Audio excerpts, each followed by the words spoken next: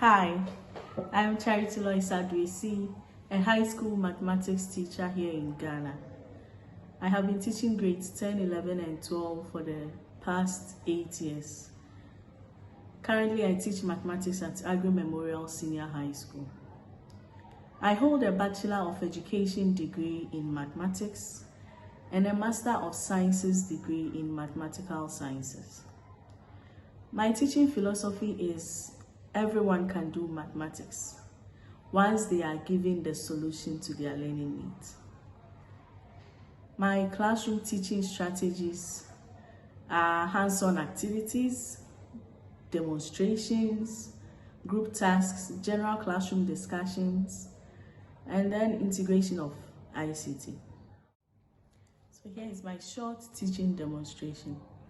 Good morning, class. How are you all doing? Great, I'm also doing well, thank you. You're welcome to today's class.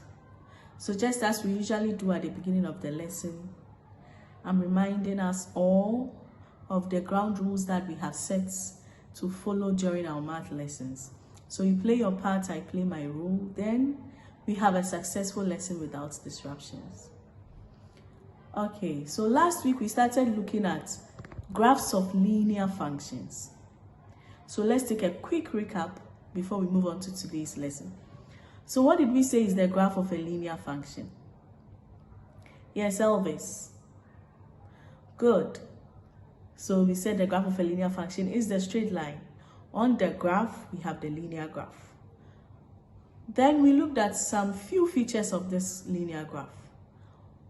So what is the x-intercept of this graph? Yes, Collins. Okay, very good. The part of the graph that cuts the x-axis. What about the y-intercept of the graph? Yes, Josephine. Good. So it's the part of the graph that cuts the y-axis. So now that we have refreshed our memories, I think we are good to go. So our lesson for today is the graphs of quadratic functions. The graph of quadratic functions. We are going to identify this curve, this graph, and then look at some features of this graph. So basically, the graph of a quadratic function is the quadratic curve or parabola. On the graph, we could say is the quadratic graph. So this is how the quadratic graph looks like. It could open upwards, as we can see on the screen, or it could also open downwards, and they are both quadratic graphs.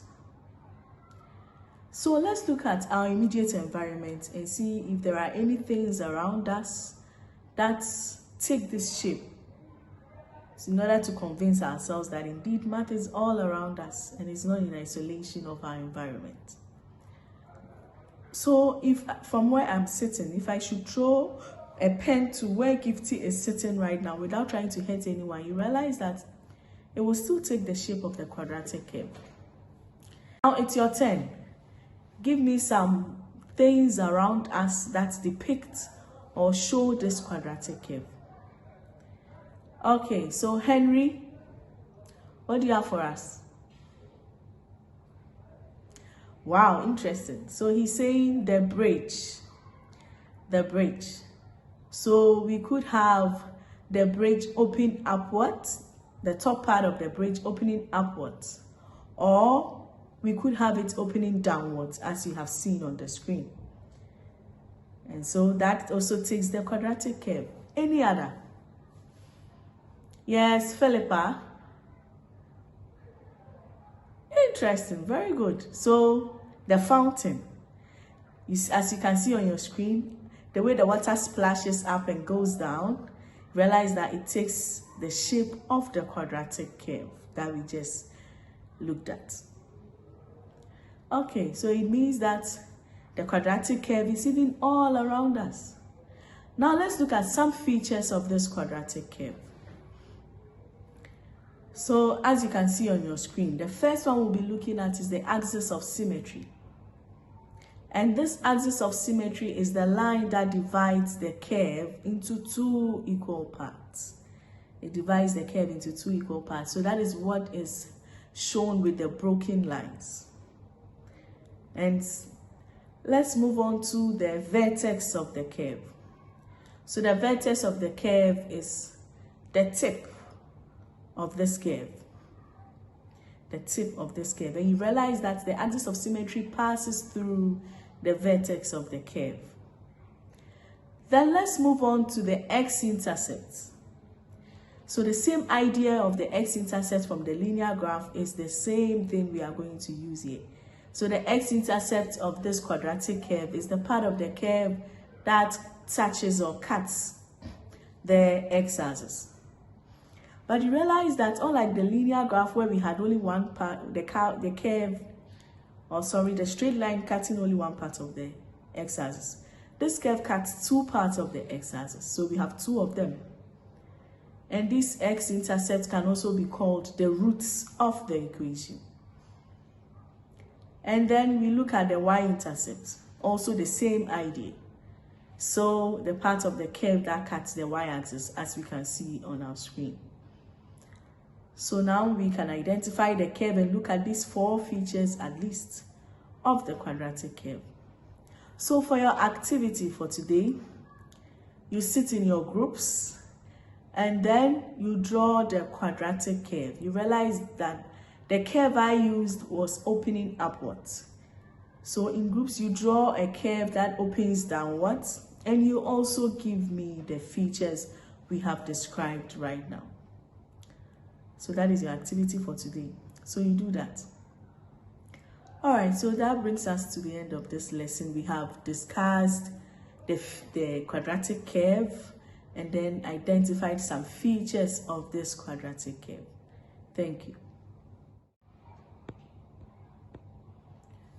All right, so you can hire me because I have some achievements that I could boast of from my 8 years teaching experience.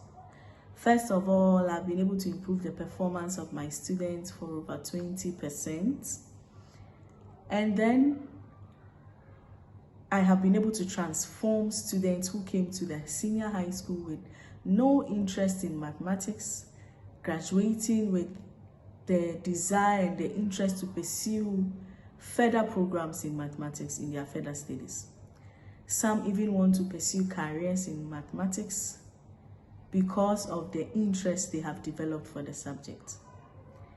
And also, once I come on board, I'm going to take part in the professional learning community where I could learn from my colleagues, bring on board what I have, and then we all support each other to improve our teaching as mathematics teachers. Then with the extracurricular, I love music, so I could help with the music department. Thank you.